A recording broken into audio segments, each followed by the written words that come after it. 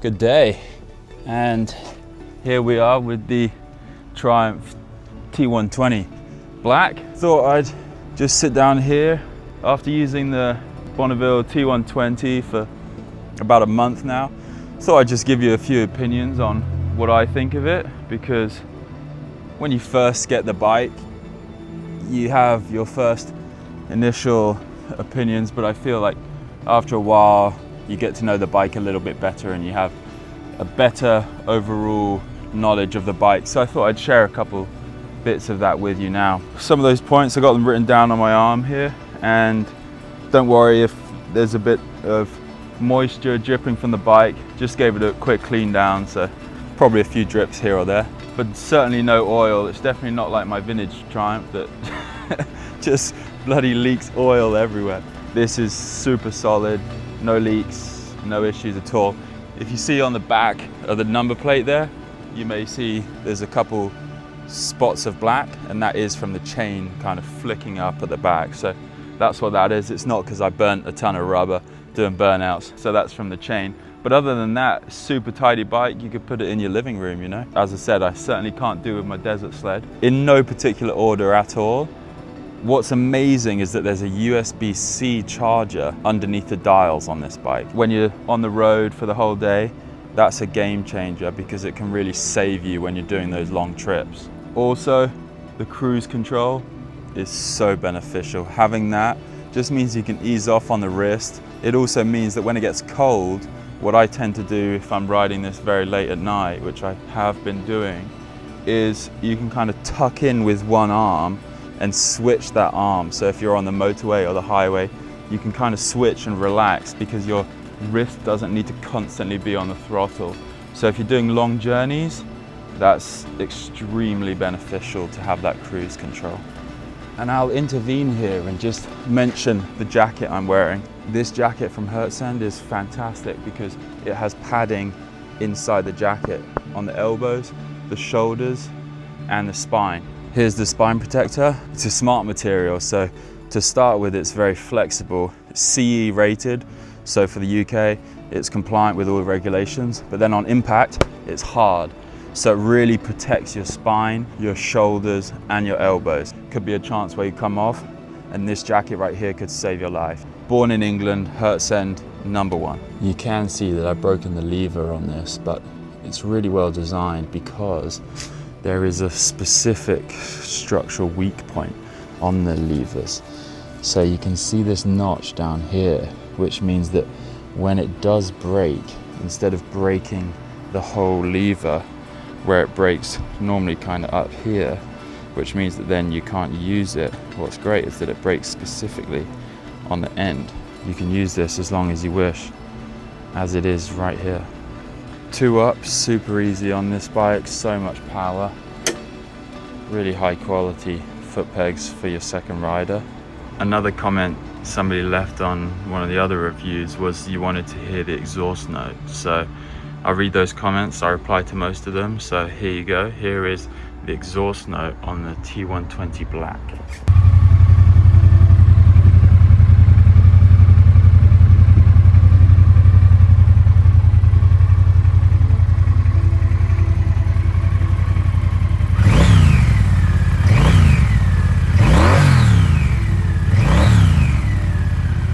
This seat, I mentioned in my previous review of the color that I didn't like, but I have to say, after a while, it did hurt the old rear end. A lot of you guys I saw in the comments saying, oh, his hemorrhoids are hitting him hard or something.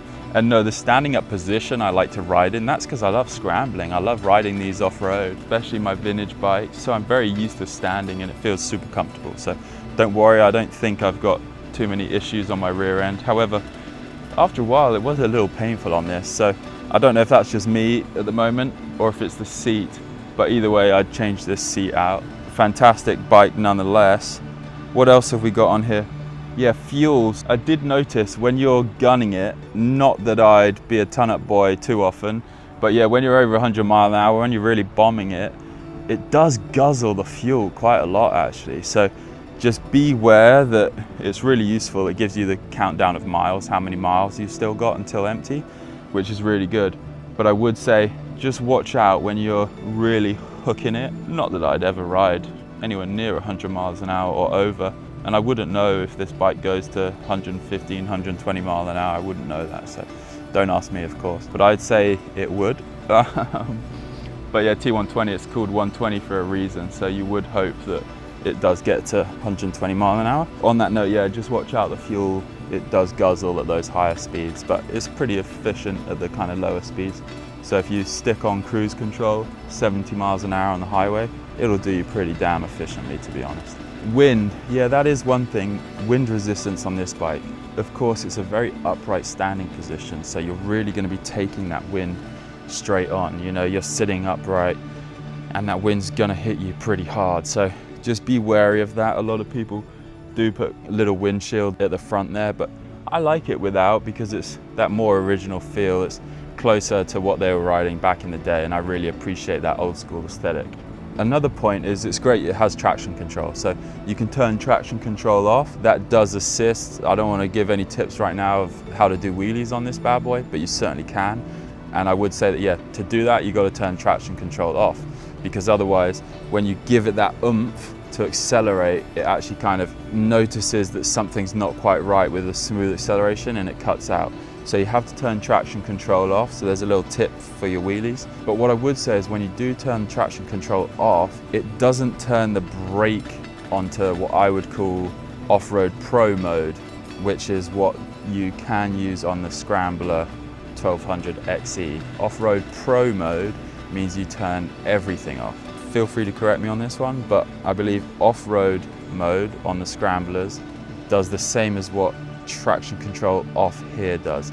It turns the traction control with the throttle off, but the brake clipping is still on. The issue I found with this bike is you can turn traction control off, but that brake still jolts you. So if you want to be off-road and hit a corner and skid around it, it won't let you skid. It goes on, off, on, off, on, off, on, off, like that. So it kind of goes dit, dit, dit. So you can't do that, which for me, when riding off-road, I would like for that actually to seize up so that when I really want to ram it around a corner, I can. So that's one thing that I'm sure you could probably hack into the system and turn that off, but as stock, that's how it comes. But in conclusion, after about a month riding these bikes, I've had this particular one for 2 weeks, but I've had another one for 2 weeks before. So after a month of riding the T120s, I mean, fantastic bikes. All in all, it's one of my favorite bikes. Aesthetically, I love the way it looks. Functionality, it's a super high performing, high quality bike. Really love everything about it. There's a few little custom tweaks that I would do if it were my own, but all in all, out the box, this bike is a fantastic ride. So thank you very much, Triumph.